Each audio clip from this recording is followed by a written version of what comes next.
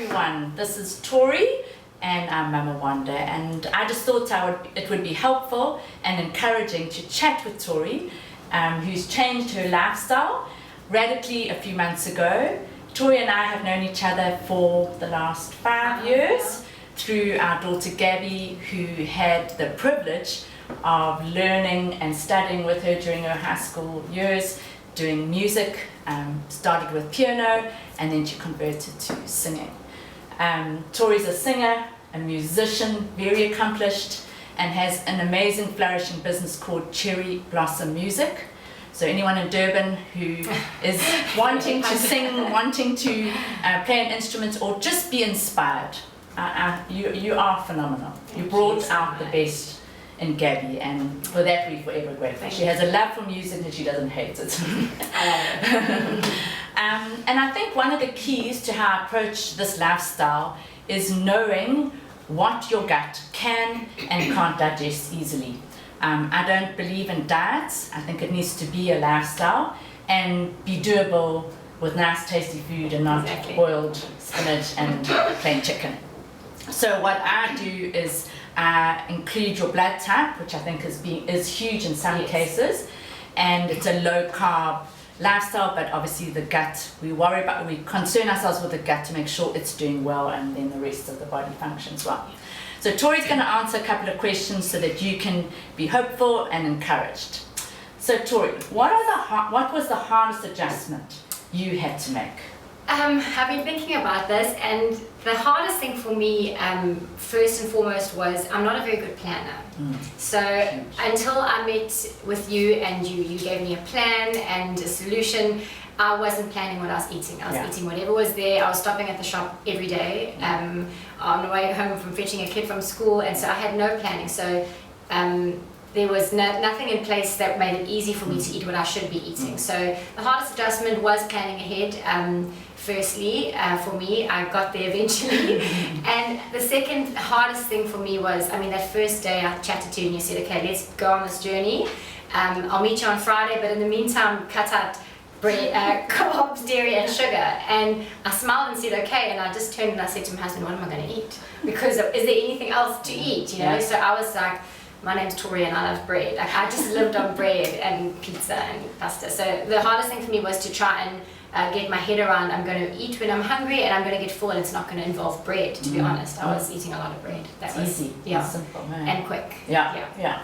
It's a go-to. Yes, quick. So that was a big adjustment for me. Yeah, no, it is. And planning, I think, is probably one of the main things. Once you plan, and it's there in the fridge already, you can grab it. And that's what I loved about working with a meal plan, because I literally use that for my groceries shopping on a Sunday night. Like for once in my life, I actually filled the trolley at one trip and didn't have to go back to the shops for 4 days. And that saves money too, because you've got it all there and time. Yes. So, how has your lifestyle benefited? Sleeping patterns, energy, bloating, weight loss? I think the main thing for me is actually mentally. I just feel clearer in my mind and happier. And I think that's a lot to do with, I feel proud of myself for accomplishing something that seemed so far away from who I am. So mentally, I think I'm a more pleasant person to be around. I've always had quite good sleeping patterns, but in terms of, like, I can feel my gut, I can feel my body's just happier. So mentally, I feel more relaxed, I feel more happy, less anxious when it comes to like busy times in my life. It really has helped me there. And then another big thing has been weight loss. That's been a huge benefit for me. I was floored by how every couple of weeks I couldn't find things to wear. And I remember after my first meeting with you, I said, don't you want to know what I weigh? And you're like, no, I don't really care what you weigh. If you eat what your body needs, it's going to fall off and you're going to love how you feel. And so that's been just an absolute game changer for me, the weight loss as well. Doesn't she look amazing? Then the presumption is that eating low carb is very costly. Can you give me your thoughts? Yeah, I thought the same. I was worried about that, and I must say, because I've come from the extreme now of not thinking healthy and not just having, like I was survival mode, 3 kids, making sure no one ever tells me they're hungry every 5 minutes. So I wasn't stocked, I wasn't geared up for this. So in the beginning, I knew it would cost extra, but just to set me up, to just establish like a pattern, and then month to month it wasn't that bad. So I took money in the beginning outside of my food budget, and I went and stocked my cupboard with the right oils, the right nuts, flour, and the nuts and the seeds, and nut butter is my new favorite thing.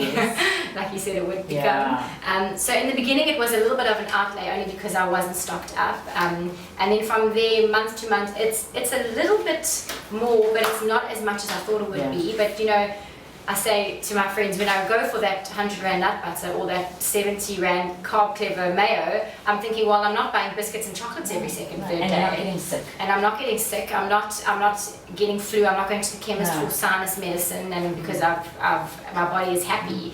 So where you spend more on what you think you're spending, you're saving so much more in other places. So it has balanced itself out over the last couple of months, definitely. I think that was an excuse that I was using. Like, I want to eat healthy, but you know, pasta is so much cheaper than vegetables. But it's fruit is so expensive that it's actually so worth it. It does balance out. Tory, what would your pearl of wisdom be to make this lifestyle adjustment?